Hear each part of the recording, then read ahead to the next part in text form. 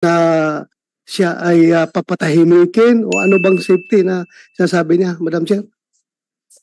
Miss Alice, tatanungin ko rin sana sa iyo yan mamaya ng konti. But briefly, simulan yung sagutin yung tanong ni Sendo Roy. Ano ba yung sinasabi niyong safety na iyan? Sen, tungkol po sa personal ko pong safety po.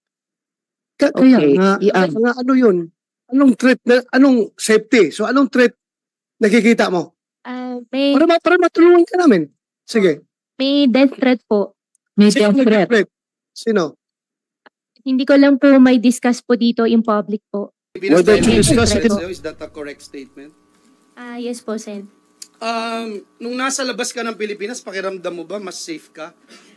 Hindi po. Hindi. So bakit ka lumalis ng Pilipinas? Nung time po, feeling ko po maging mas safe po ako. Sabi mo hindi ka mas safe, tapos ngayon mas safe. Pakiramdam mo mas safe ka kung aalis ka ng Pilipinas?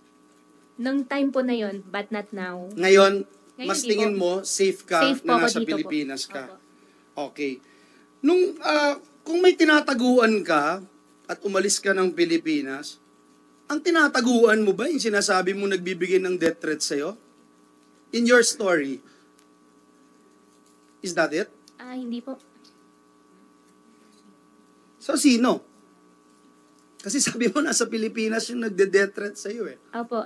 For the security reason po, I refuse to answer po, Sen. Sorry po talaga.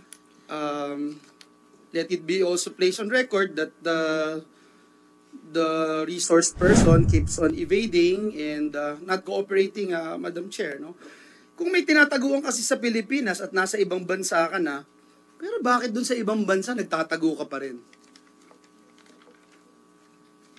Nagtatago ka pa rin ba nung nasa ibang bansa ka?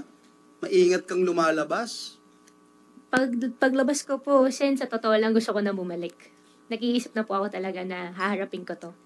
So you mean to say, nagtatago ka pa rin nung nasa ibang bansa ka? Hindi Honest naman, answer. Nandun ka sa ibang hindi, bansa. opo, hindi naman po to be exact na nagtatago, pero syempre po, malungkot po. So sa pagkakaalam mo, yung nagbabanta sa'yo, may connection din sa ibang bansa at kung saan nandun ka? Sen, security reason po, hindi ko po sasagutin po. Ito ba ay international mafia na pinagtataguan mo o local lang? Sen, for security po, I refuse Meron to answer bang po. parte ng gobyerno? Siguro mas magandang sagutin mo to dahil we're all public servants here. Meron bang parte ng gobyerno, opisyal na tingin mo sangkot dito sa pinagtataguan mong di umano death threat?